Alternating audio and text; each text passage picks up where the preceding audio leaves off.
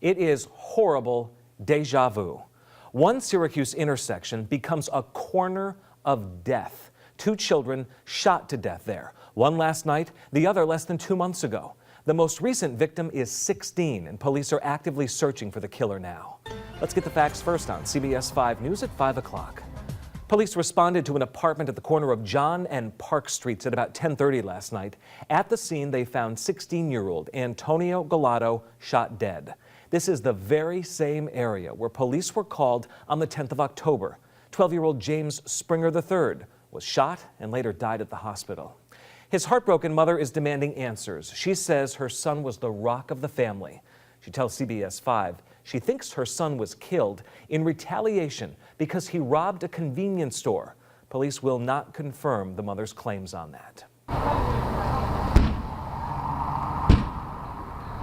But our cameras were rolling this afternoon as police busted down a door and raided Syracuse Grocery and Deli. This is directly across the street from where the shooting happened.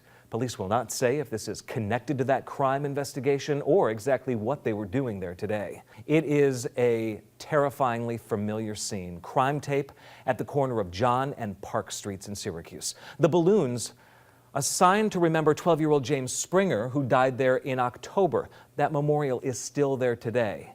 It shows signs of standing for nearly 2 months, but it does mark the loss of another young life.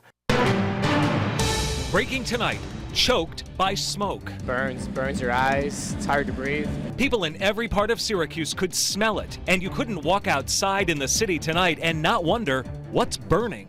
Our firefighters are working their tails off, and it's exhausting, and they're steadfast. As you can see, we're bringing companies in and out, and they're working really, really hard, so my hat's off to them. Breaking team coverage on a block fire that forced a lot of people from their homes, pushed fire crews to the limit, and could bring down buildings that have stood for nearly 140 years. CBS 5 News at 11 starts now. Good evening. No one was hurt, the city says, but dozens of people have been forced out of their apartments, and tonight it's not clear if they will ever be able to call the 700 block of North Salina Street home again. Breaking live at this hour, the bulk of the fire has been knocked down, but firefighters fully expect hot spots will rekindle in the overnight hours, and they plan to be on scene to deal with that. The fire chief says it was someone inside one of the buildings that called 911, reporting hearing a smoke alarm going off at about 2:30 this afternoon.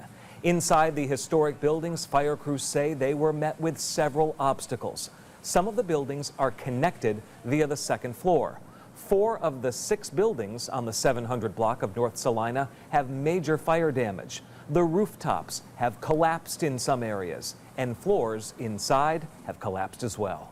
We went in, tried to locate the fire. Those guys went up to the second floor. As they got to the 3rd floor, the heat and the fire was so intense that the fire had such a head start that we had to retreat back. We have CBS 5 team coverage on the breaking news tonight. CBS 5's Tommy Sladak has been on the scene since early this afternoon. He talked to someone who says he lost everything. Justin Page live on the scene with new details on that choking smoke that swept North Salina Street and beyond. It's been 7.5 hours since the first call for help to 911.